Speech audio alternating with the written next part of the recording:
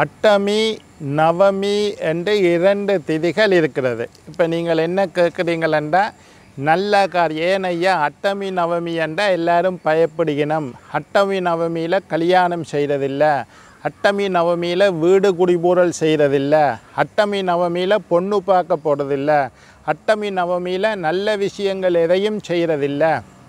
அப்படி என்ன அட்டமி நவமி என்றால் என்ன, அதற்கு தோஷம் என்ன என்று கேட்குறீங்க. அட்டமி நவமி என்று சொல்வது 2 திதிகள், மொத்தமாக 15 திதி இருக்குது. அமாவாசையில் இருந்து பௌர்ணமி ஈறாக 15 திதிகள். அந்த 15 திதியில் 8வது திதியை அட்டமி என்று சொல்வோம், 9வது திதியை நவமி என்று சொல்வோம். இந்த அட்டமி நவமி இது மட்டும் இல்லாமல் நாங்கள் அமாவாசை அதுவும் நல்லது செய்கிறதில்லை, அதுக்கும் ஒரு காரணம் இருக்குது. இந்த அட்டமி நவமியை நாங்கள் முதல்ல பார்த்தா இந்த 2 திதிகளும் சிவபெருமானிடம் சாபம் பெற்ற திதிகள். அந்த கதையை சொல்கிறதுன்னா அது ஒரு பெரிய கதை, குறிப்பிட்ட நேரத்தில் அதை சொல்ல முடியாது.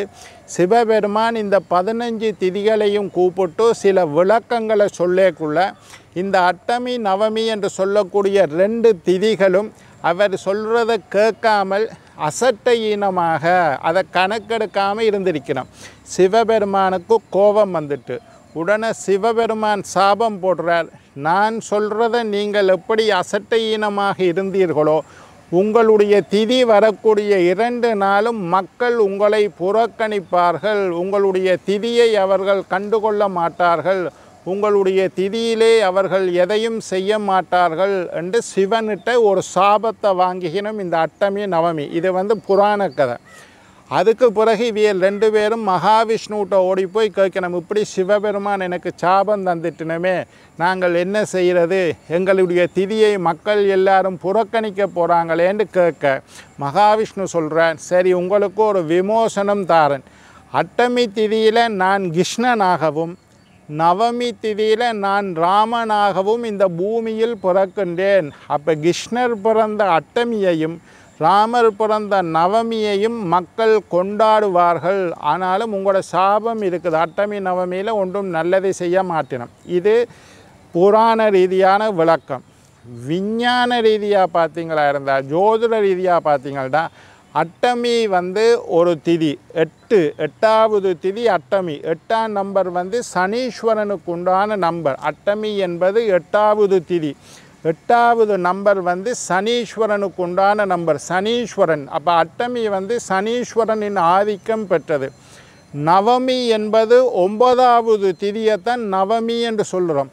அந்த ராமர் பிறந்த நவமி 9ஆம் நம்பருக்கு உண்டான கிரகம் செவ்வாய்க்கிழமை. நாங்கள் வாரத்தை எடுத்துக்கொண்டீங்களா இருந்தால் சனிக்கிழமையிலையும் 8ஆம் நம்பரை குறிக்கிற சனிக்கிழமையிலையும் 9ஆம் நம்பரை குறிக்கிற செவ்வாய்க்கிழமையிலும் நாங்கள் எதுவும் செய்வது அல்ல. ஜோதிட ரீதியாக சனிக்கிழமையும் செவ்வாய்க்கிழமையும் சுப காரியங்களை நாங்கள் தவிர்த்து விடுகின்றோம்.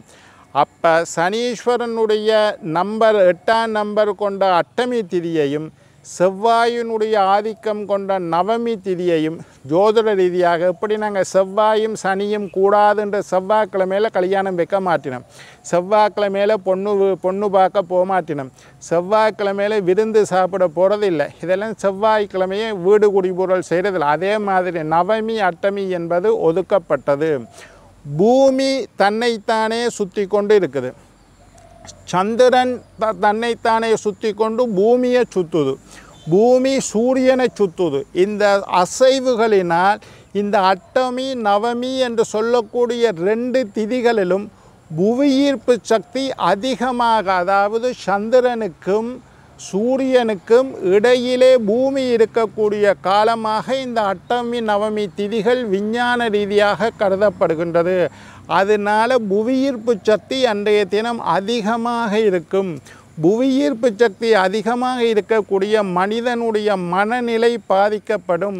பூமியில் வாழக்கூடிய மனிதர்களுடைய மனநிலை பாதிக்கப்பட்டிருக்கும்.